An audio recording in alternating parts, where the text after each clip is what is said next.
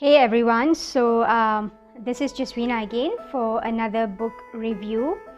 Today I'm going to review A Rope and a Prayer, the story of a kidnapping.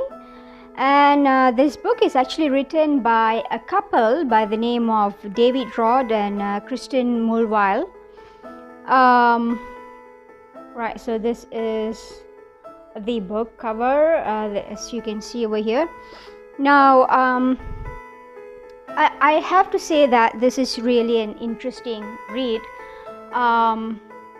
because I think throughout the story, both the authors actually brought us together with their journey when David was actually kidnapped by the Taliban in Afghanistan.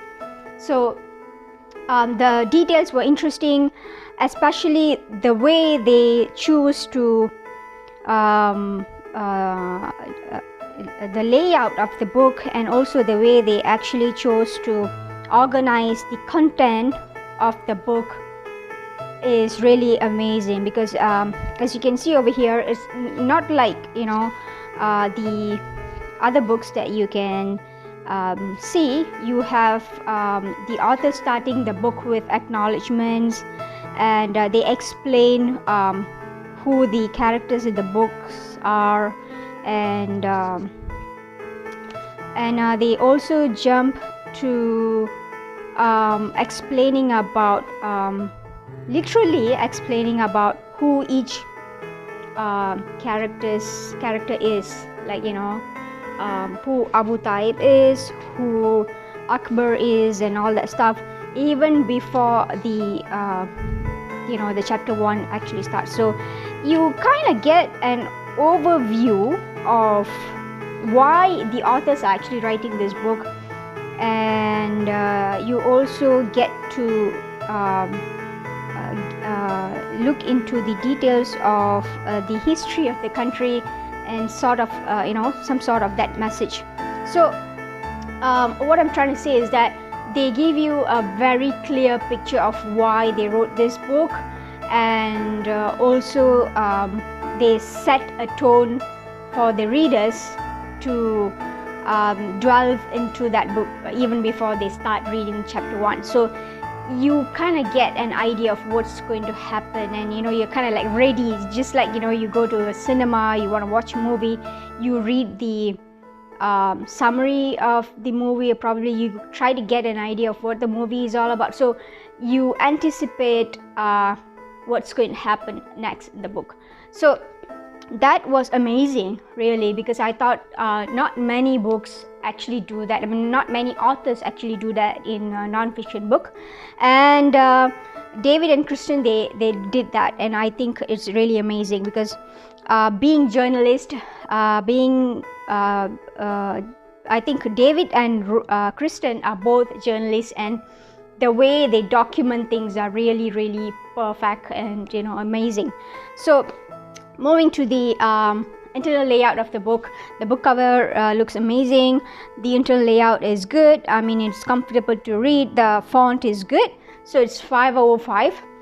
And coming to the plot development, now one thing that I noticed about books being written by journalists, there is a tendency for journalists to write it in a way that you feel the books are documentary kind of a write-up, so this book is also something like that, but it's not as bad as some other books that I've read before, written by journalists. It's flat here and there.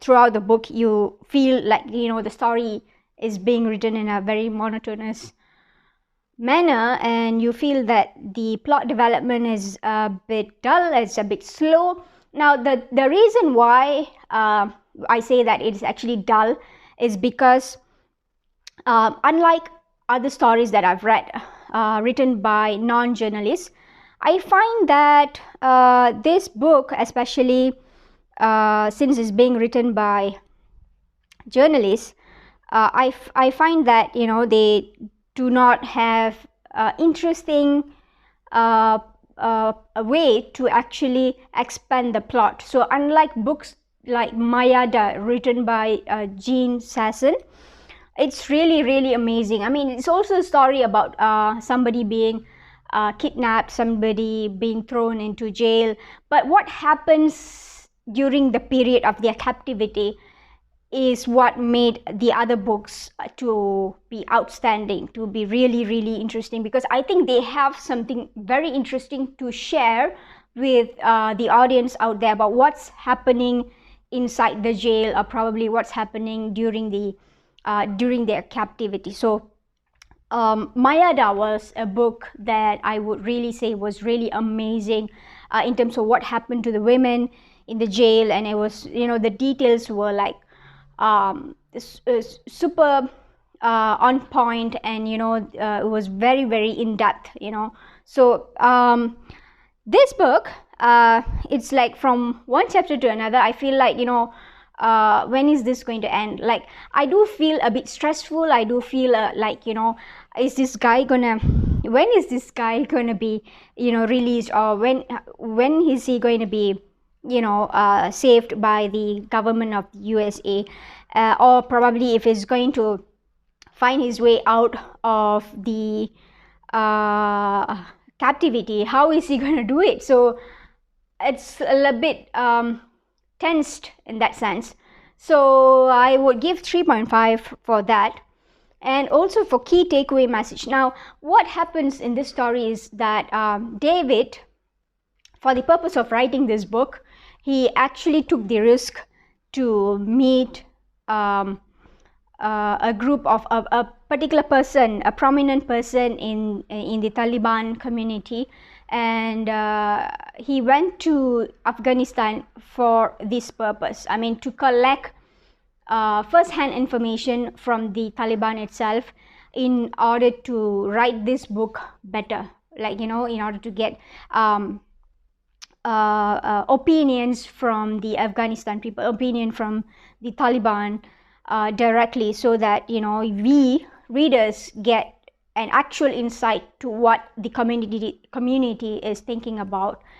And I think so the kidnapping is actually something that you can expect to happen. Like, he is taking a calculated risk, and he is also aware of the possibility of being kidnapped. So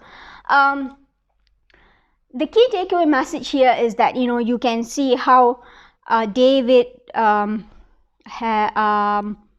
keeps his faith very high. He keeps praying, and also Christine, on the other hand, she also kept her faith very high, and she believed that her husband would come back to the family. So it's about how the husband and wife, how the families actually cope with kidnapping, and how do they go about it, like, what kind of help they get from the government, or probably the community in the industry, in the journalism industry. So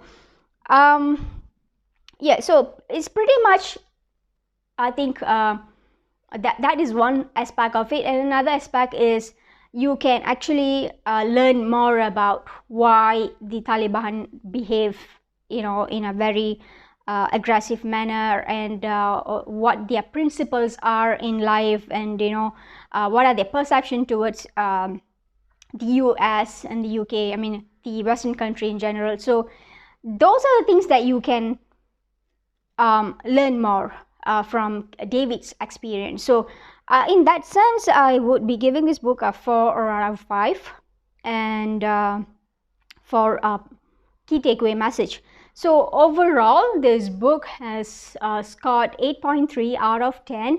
So that is, like, highly recommended to read if you are interested about learning David's journey and David's story of being kidnapped. And yeah, so here we go, a rope and a prayer. So I hope you would check this book out on Amazon, or probably if you have read this book and you would want to drop a comment below this video, you can do so, and I look forward to hearing from you. So till next time, thank you.